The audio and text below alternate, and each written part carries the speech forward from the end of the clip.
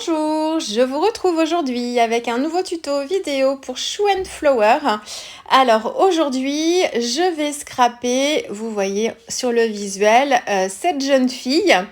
Donc je vais vous proposer en fait une page d'aquarelle sur un format A4. Là, je travaille pas dans un carnet. Je vais utiliser mon papier chouchou, le 100% coton. Donc c'est la marque Fabriano, l'Artistico Extra White. Vous en avez plein de sortes différentes. Moi c'est les grains fins et c'est l'Extra White, coucou. Parce que vous avez un autre papier en grains fins mais qui n'est pas Extra White, donc il est un petit peu crème. Donc c'est mon papier, j'y reviens toujours à celui-ci, mon papier préféré. Et comme là je vais travailler vraiment les techniques d'aquarelle ici, c'est pour ça que je l'ai appelé 100% aquarelle, parce que je vais travailler tout mon fond avec mes aquarelles. Pareil pour le visage. Il n'y a que les effets de texture ensuite que je vais venir travailler avec d'autres médiums. Mais vraiment principalement, c'est vraiment de l'aquarelle pour tout. Ou presque tout. Alors là, je suis en train de regarder un petit peu comment je vais faire ma mise en page. Donc je vais travailler sur un format A4 ici, pas de carnet.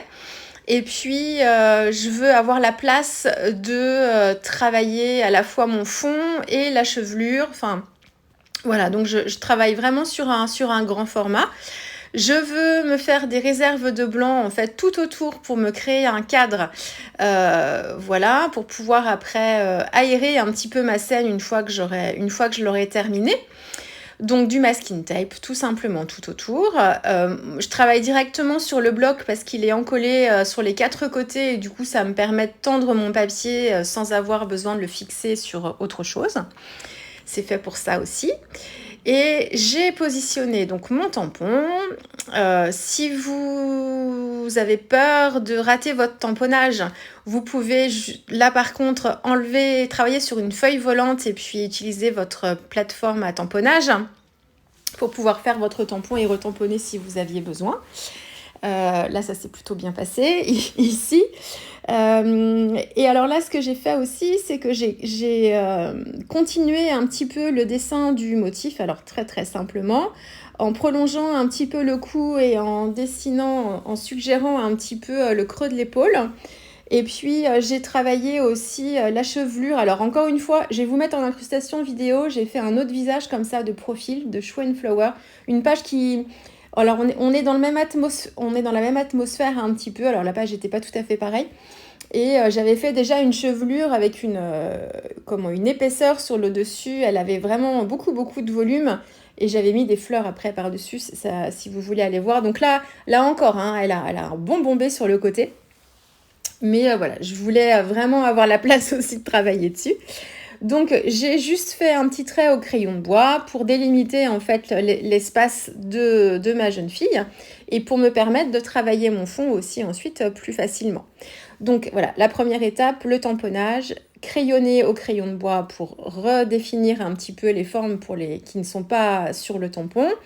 Et bien sécher mon encre Heat Gun puisque j'utilise de la Versafine clair noir qui est une encre indélébile. Donc une fois que je vais passer l'eau dessus, il n'y aura aucun problème, ça ne bougera pas. Par contre, elle met beaucoup de temps à sécher et si vous passez votre aquarelle alors qu'elle n'est pas encore sèche, ça va baver. Donc bien séché. Moi j'utilise le Heat Gun comme ça, je suis sûre. Je commence par travailler mon fond. Je suis dans des techniques du mouillé sur mouillé. Donc, je commence par travailler. J'ai humidifié un tout petit peu mon papier avec un brumisateur, histoire de préparer un petit peu mon papier. Là, c'est ce que je suis en train de recommencer, parce que je le réhumidifie un petit peu. Et je commence par travailler avec une couleur très très claire en fond. Donc, je travaille avec les couleurs Daniel Smith pour mon fond. J'ai l'or vert en base, qui est un petit peu comme le style de grain vert chez Sennelier, que je travaille très très très dilué. Et ensuite, je suis venue avec mes aquarelles granuleuses, toujours de chez Daniel Smith. Dans mes teintes de vert, j'ai l'apatite véritable verte. Apatite verte véritable. J'ai la serpentine véritable. Et j'ai aussi la zoisite, je crois que c'est comme ça qu'elle s'appelle, véritable. Voilà, et ensuite je suis venue compléter avec un peu de sépia pour désaturer mes couleurs au fur et à mesure. Donc on procède par étapes, quelque chose et on va, alors quand on utilise cette technique-là, du plus clair au plus foncé. Donc d'abord un jus une couleur claire et aussi très diluée pour qu'elle soit vraiment très très très transparente, et un peu moins diluée au fur et à mesure. Et au fur et à mesure, j'intensifie en prenant l'apatite verte véritable. Non, ça c'est une couleur intermédiaire. J'ai pris la serpentine après l'or vert, qui est un vert encore un peu lumineux. L'apatite est un petit peu plus foncé et l'azosite c'est un vert, c'est comme une terre verte brûlée, très très foncée et très granuleuse. Donc j'y vais comme ça, vraiment progressivement, et vous voyez qu'au centre, vous avez quelque chose de beaucoup plus clair. Je veux faire comme un halo en fait de lumière centrale, et je veux foncer sur les côtés. Donc à chaque fois, je reviens avec les pigments les plus foncés pour travailler comme ça le contour. J'essaye de mettre des petits coups de pinceau aussi à l'intérieur du vert lumineux au milieu pour pouvoir apporter des petits effets, un petit peu de relief. Mais là, c'est une question de dosage, il faut le faire un peu. Mais que si on le fait trop, du coup, on perd cet effet-là. Et je me suis arrêtée là. J'ai pas pu tout vous filmer parce que j'ai mis presque 5 heures à faire cette page. En plusieurs étapes, et je peux pas vous filmer autant d'heures sur mon téléphone, je n'ai pas cette capacité de mémoire, donc j'ai été obligée de faire des choix. Donc vous avez les étapes principales et après je vais vous expliquer un petit peu ce que j'ai fait. Donc voilà pour cette étape. Maintenant je travaille le visage, je reviendrai sur le fond après. Je travaille le visage, j'ai commencé par travailler la couleur peau. Donc pour la couleur peau, toujours chez Daniel Smith, j'ai le rose quinacridone mélangé avec un petit peu d'ocre jaune. Donc un mélange assez dilué pour commencer, et ensuite pour travailler un tout petit peu maison mais très légèrement, j'ai utilisé un tout petit peu de sépia mais très très très léger, et je suis venue travailler à la base des cheveux pour faire le contour du visage. Et pareil pour le cou, donc d'abord le rose quinacridone avec l'ocre jaune assez dilué pour avoir quelque chose, une couleur peau, quelque chose de transparent, et je suis revenue avec le même mélange et une pointe de sépia pour travailler les ombres sous le cou. Pour la chevelure, les chevelures, c'est ce qui est le plus compliqué pour moi à faire, puisqu'il faut réussir à donner un effet de mèche. Alors moi, c'est assez suggéré, hein, c'est pas quelque chose de bien défini, on n'est pas proche de la réalité, mais il faut essayer de trouver en fait comment faire des nuances pour avoir un effet comme ça de mèche avec des reflets, et voilà, avoir une certaine épaisseur et une profondeur en fait dans la chevelure, et ne pas avoir juste comme ça un aplat de couleur. Ce qui peut être sympa, c'est de faire quand même un aplat de couleur, mais en essayant, comme quand on fait des fonds avec des taches, en essayant de trouver des zones où on mettra un peu plus de pigments, un petit peu moins de pigments, même si ça ne fait pas des mèches comme ça. Ça permet de créer quelque chose d'assez intéressant quand même avec un effet de profondeur. Là, je voulais réussir à faire un petit peu, voilà, comme des mouvements dans sa chevelure. Donc là encore, c'est des techniques d'aquarelle qui sont assez classiques, et on commence en fait par faire plusieurs couches, et on commence par travailler une base en fait très claire et lumineuse, et ensuite on vient travailler par-dessus et de plus en plus foncé pour terminer vraiment par quelque chose de très contrasté et d'un petit peu plus foncé encore. Donc ma base à moi, c'est l'or quinacridone que j'ai commencé à utiliser, et ensuite je suis venue travailler avec, c'est toujours chez Daniel Smith, mon écarlate de périlène. C'est un rouge profond, et j'ai pris un peu de sépia pour pouvoir assombrir un petit peu tout ça. Donc c'est l'écarlate de périlène avec l'or quinacridone en mélange et un peu de sépia pour assombrir un petit peu tout ça.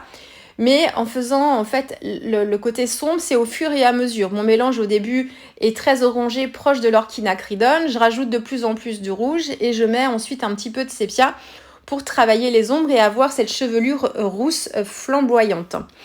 Et ensuite, je fais des effets. Donc je commence, quand je fais mes mélanges d'écarlate de périlène avec l'or quinacridone, je travaille sur un mélange qui est un peu dilué pour pas apporter trop de couleur d'un coup.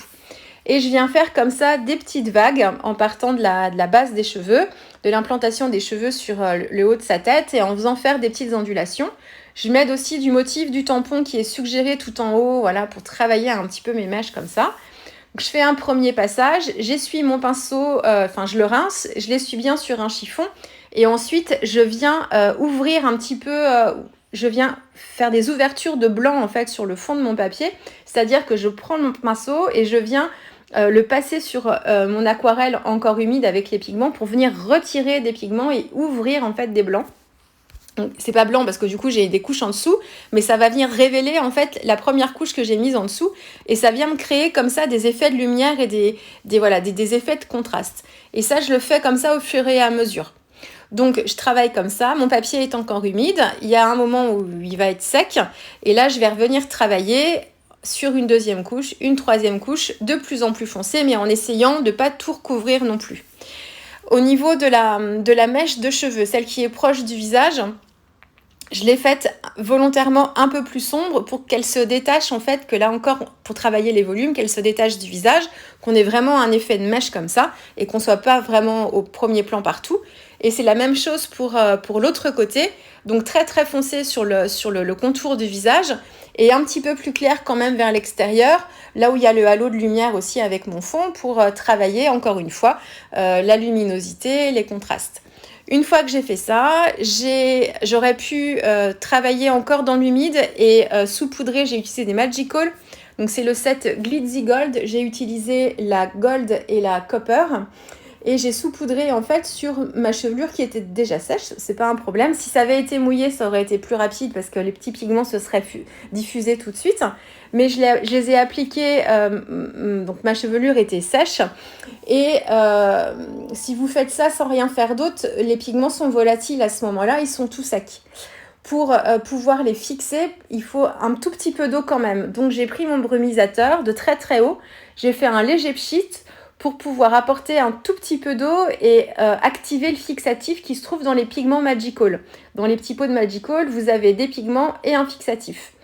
Donc des pigments, un fixatif et du mica. Bon là c'est essentiellement que du mica avec le fixatif, et pour que le fixatif fixe, il faut l'activer avec l'eau.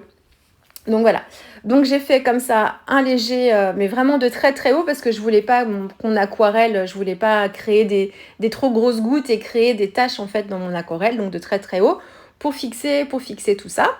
Donc un mélange de doré et de cuivré. Alors là voilà, hors caméra, ça m'a pris du temps. Je vous referai des vidéos avec des mises en couleur de ces feuilles et de ces fleurs là de toute façon, donc vous reverrez ça. Là, c'était pas l'objet de la vidéo vraiment. Donc, j'ai travaillé hors caméra pour me faire un petit stock de feuilles et de fleurs. Donc, je suis toujours sur la même planche de tampon ici, le visage. Elle s'appelle le visage, cette planche-là. Donc, j'ai travaillé les deux types de fleurs, les feuilles. J'ai fait le même combo couleur que sur le packaging. Vous verrez, au verso du packaging, vous avez un exemple de mise en couleur et de composition. Donc c'est exactement, j'ai suivi l'esprit vraiment de cette couleur-là, avec un vert un petit peu moins vert sapin, un vert un petit peu plus jaune. Et j'ai travaillé le cœur de mes pétales de fleurs avec un mélange de gris chaud. Donc là, j'ai repris ma palette Sennelier, gris chaud Sennelier, et pour travailler les contrastes, j'ai mis un tout petit peu de bitume dedans. Voilà. Et pour les feuilles, j'ai fait un mélange de style de grain vert pour avoir le côté très très jaune et rappeler un petit peu mon fond. Donc toujours chez Sennelier, et j'ai fait après un mélange de vert de vessie avec un peu de sépia ou un peu de bitume. Je sais pas, j'ai dû varier un peu les plaisirs. Là, j'ai dû utiliser l'un et l'autre. Donc ça, c'est pour le travail des fleurs et des feuilles. L'une des fleurs, là, pour la mettre en volume, je l'ai tamponnée en fait 2 fois. Et j'ai découpé sur la deuxième la partie supérieure, c'est-à-dire les pétales qui viennent en premier plan sur le dessus. Et j'ai recollé tout ça sur la fleur complète pour me créer un effet comme ça 3D. Sur les petites pétales, ça ressemble à des pétales aussi, les petites feuilles, j'ai travaillé avec une colle pailletée Stickles. Alors moi, les colles pailletées, je les utilise rarement en couche épaisse. J'aime bien les utiliser en fait au doigt, comme je peux faire avec les pâtes de texture Finaber que vous m'aviez vu utiliser beaucoup cet été, là, surtout sur la pâte de texture Mermaid, sirène. Je les utilise au doigt, et en fait ce qui m'intéresse, c'est de récupérer les petites paillettes dessus, et je viens en fait comme ça apporter un tout petit peu d'éclat à mes feuilles. Donc là, celle que j'ai utilisée, la Stickles que j'ai utilisée, c'est un petit pot en fait de colle pailletée jaune, et dedans on a des paillettes jaunes et des paillettes vertes. Et du coup, ça me permet de venir apporter un tout petit peu d'éclat aux feuilles, mais sans trop alourdir non plus ma page. Là, je reste dans l'aquarelle, donc quelque chose de quand même assez doux. Je veux pas trop de matière comme dans le mix média. Donc un tout petit peu, je les ai pas fait sur toutes, j'en ai fait sur beaucoup, mais pas sur toutes, pour là encore apporter un dynamisme, et puis qu'on soit pas trop aveuglé par toutes ces paillettes non plus. Je l'ai fait aussi sur les petites feuilles, l'une des fleurs en fait du tampon, du packaging sur le tampon, on a déjà, c'est celle-ci, on a déjà en fait les feuilles de chaque côté sur le tampon, donc j'en ai mis aussi dessus. Et pour retravailler mon fond un petit peu, j'ai utilisé une planche de tampon que j'utilise beaucoup depuis mes premières réalisations, c'est le fond de texte sommaire. J'ai utilisé donc tout le texte et je l'avais tamponné déjà une première fois avec des encres oxydes coordonnées au fond. Donc dans les encres oxydes que j'ai utilisées, j'ai pris la Peeled Paint avec la Crushed Olive. Donc ça c'est les deux, et j'ai dû mettre un tout petit peu de Twist Citron, mais vraiment très très léger.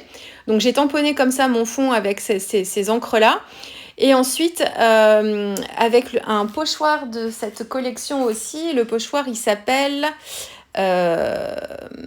feuille 1, donc c'est plein de petites feuilles, et là j'ai utilisé aussi mes oxydes, donc les couleurs dont je vous parlais juste à l'instant, et j'ai rajouté un petit peu de Grown Espresso pour travailler les contrastes sur le contour de ma page.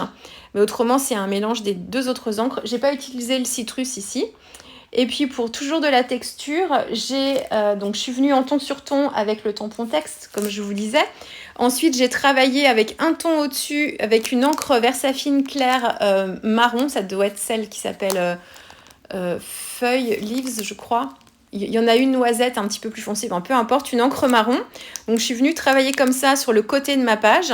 Et donc là, avec un ton plus foncé, mais un ton moyen. Et ensuite, par-dessus, donc je suis revenue avec la planche avec tous les numéros. Là, les tampons avec tous les numéros. Enfin, c'est un tampon avec une série de chiffres que je suis venue tamponner cette fois avec de l'encre noire. Voilà, donc du moins contrasté au plus contrasté avec le noir. Et puis les petites bandes en fait qui me font des angles en haut et en bas, c'est une planche de tampon qui s'appelle Mosaïque. Voilà, histoire de travailler un petit peu le cadre. Je ne l'ai pas fait partout, je l'ai fait juste de chaque côté. Le titre Destination vient d'une autre planche de tampon, c'est de la collection de cet été, la collection nautique, et c'est la planche de tampon qui s'appelle Monautique, donc c'est pour le Destination. Et ensuite j'ai tamponné Forêt enchantée sur une chute de papier en fait colorée que j'avais utilisée pour faire mes feuilles. Et Forêt enchantée, c'est un petit texte qui vient de la planche avec tous les petits champignons, c'est la planche Les maisons champignons. Voilà, et ensuite, alors mon fond, avant de travailler mes effets de texture, j'avais retravaillé les contrastes avec mes aquarelles en fait très foncées. Donc j'avais pris mon verre de vessie avec beaucoup de bitume et je suis venue travailler en fait tout le contour de ma jeune figue là pour qu'elle ressorte bien du fond. Donc là c'est un petit peu technique parce qu'on travaille sur un fond qui est déjà coloré. Il faut apporter de la couleur, mais pas trop d'eau, sinon on peut créer des auréoles si on rajoute de l'eau sur un fond qui est déjà aquarellé. Donc il faut faire attention. Ça aussi, c'est un bon exercice à faire pour pouvoir... Il faut s'entraîner un petit peu pour faire ça. Et puis, ce que j'ai fait ensuite, c'est que j'ai repris tous les motifs du tampon avec un crayon feutre noir. Très fin, et ce qui m'a permis de combler les petites zones blanches que j'avais entre mon fond et ma chevelure, par exemple, entre la délimitation de ma chevelure. Comme voilà, je n'osais pas toujours venir trop près, j'avais des petits espaces blancs par moment. Donc le fait de récupérer mon crayon noir et de reprendre le trait du tampon, ça permet aussi d'effacer un petit peu tous ces petits espaces blancs. Et puis j'ai mis des petites touches d'éclat aussi avec mon Posca. J'ai d'abord apposé le crayon de couleur Posca blanc pour travailler mes reflets, ce qui me permet aussi de voir en fait où est-ce que je place mes reflets, si ça me convient ou pas. Je vois tout de suite si le reflet que j'ai ajouté à cet endroit-là, il correspond bien ou s'il apporte rien. S'il apporte rien, je laisse le crayon comme ça parce que c'est tout léger et ça me gêne pas. Et puis si je trouve qu'il est bien placé, je peux le rehausser. C'est ce que j'ai fait sur certains éléments avec un petit peu de Posca blanc, mais je le fais pas systématiquement. Quelquefois, le crayon de couleur blanc se suffit. à lui-même. Voilà, vous voyez la petite composition.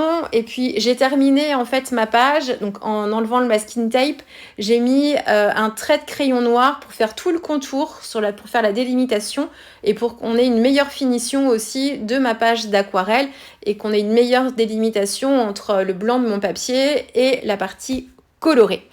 Voilà. J'espère vous avoir tout dit. Ouais, c'est une page que j'ai mis du temps parce qu'il y a plein de détails. Et le fond là vraiment et la chevelure ça prend du temps pour travailler vraiment les contrastes. Mais c'était un pur bonheur encore à faire. Pour la mise en page aussi, la composition autour du visage, je me suis beaucoup inspirée du modèle du packaging, des fleurs et des feuilles sur la position. Je trouvais ça joli de faire voilà, c'était très inspirant. Donc je suis partie là-dessus. Et puis voilà, je vous ai pas dit son rouge à lèvres. Je vous ai pas parlé du rouge à lèvres. Donc je voulais des teintes qui soient en harmonie avec sa chevelure. Mais je voulais pas non plus faire exactement la même couleur. Donc je suis partie avec le même mélange d'écarlate de périlène avec l'orchinacridone. Mais je l'ai fait un peu moins orange que rouge. Et j'ai dû mettre un petit peu de rose quinacridone aussi pour avoir une teinte un petit peu rose, enfin avoir un peu de rose dedans, mais que ce soit pas forcément ce qui ressorte non plus. Donc ça c'est un petit mélange entre ces couleurs-là. Et j'ai laissé une toute petite zone de blanc en fait sur sa lèvre inférieure pour donner vie un petit peu à la bouche, voilà, qu'on ait un petit effet de lumière comme si elle avait la bouche pas entrouverte, mais voilà, qu'on ait un petit effet comme ça. J'aurais pu le faire avec un petit coup de Posca blanc aussi, mais là je l'ai fait directement en préservant le blanc du papier à cet endroit-là. Voilà, j'espère que cette page d'Art Journal vous aura plu. Et puis on va se retrouver très vite avec une prochaine réalisation pour Schwenflower. Allez, au revoir.